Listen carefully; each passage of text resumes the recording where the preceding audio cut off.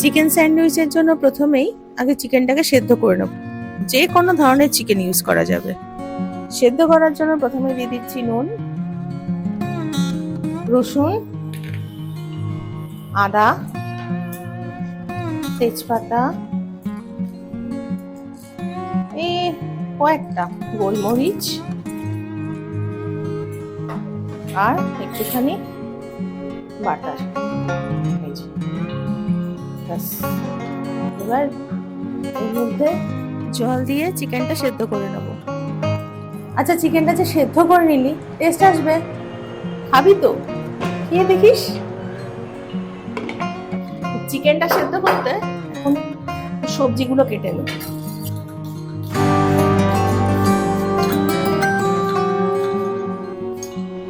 তুই রান্নায় যেভাবে টাইম ম্যানেজ করিস না, সত্যি সেটা শেখার, না হলে সকালে তাড়াতাড়ি তো হবে কি।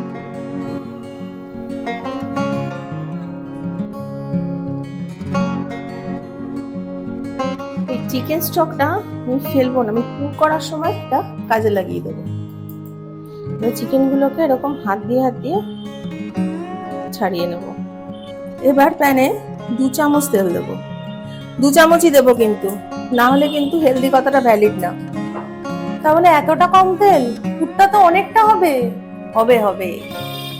তেলটা গরম হয়ে গেলে এবার এর মধ্যে প্রথমে দিয়ে দিবি অল্প রসুন কুচি,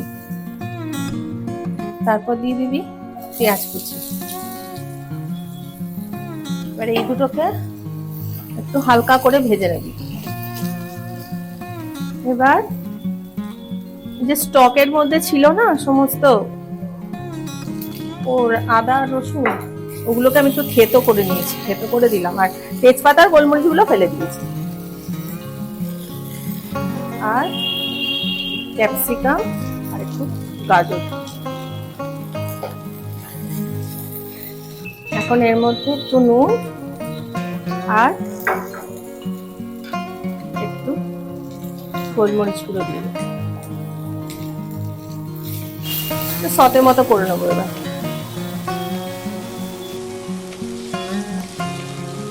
এবার এর মধ্যে চিকেন গুলোকে দিয়ে দেবো, আর দেবো হচ্ছে সয়া সস, টমেটো সস, ভালো করে মিশিয়ে নেব।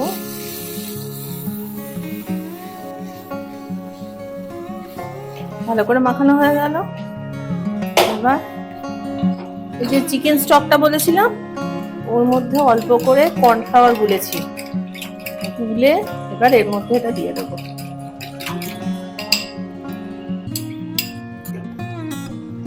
ভালো করে নাড়াবো, নাড়িয়ে খানিকক্ষণ ঢাকা দিয়ে রান্না করবো। হয়ে এলো কিন্তু, শুধু লেয়ারিং বাকি আছে। এবার চিকেনের পুরটাকে নিয়ে ভালো করে স্প্রেড করে দেবো। আমি এখানে চিজ দিই, কারণ আমার মেয়ে চিজ খেতে খুব পছন্দ করে, ওই জন্য আমি এখানে চিজটা দিই। তো চিজ না দিলেও হয় কিন্তু, তবে চিজ দিলে টেস্টটা কিন্তু অনেকটাই মানে বেশ ভালো হয়। এবার এর উপরটায় বাটার দিয়ে দেবো। এবার সেঁকে নিলেই হয়ে গেল। এবার প্যানটা গরম করে নিলাম, নিয়ে যে দিকটা বাটার দেওয়া আছে সেই দিকটা নিচের দিকে দেবো, আর ওপরের দিকটা বাটার মাখিয়ে নেব।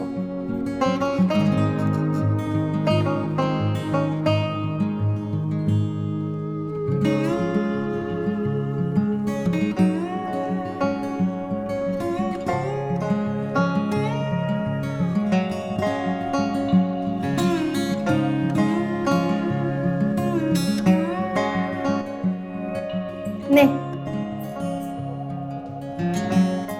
বাহ, দারুণ হয়েছে রে, সত্যি দারুণ হয়েছে।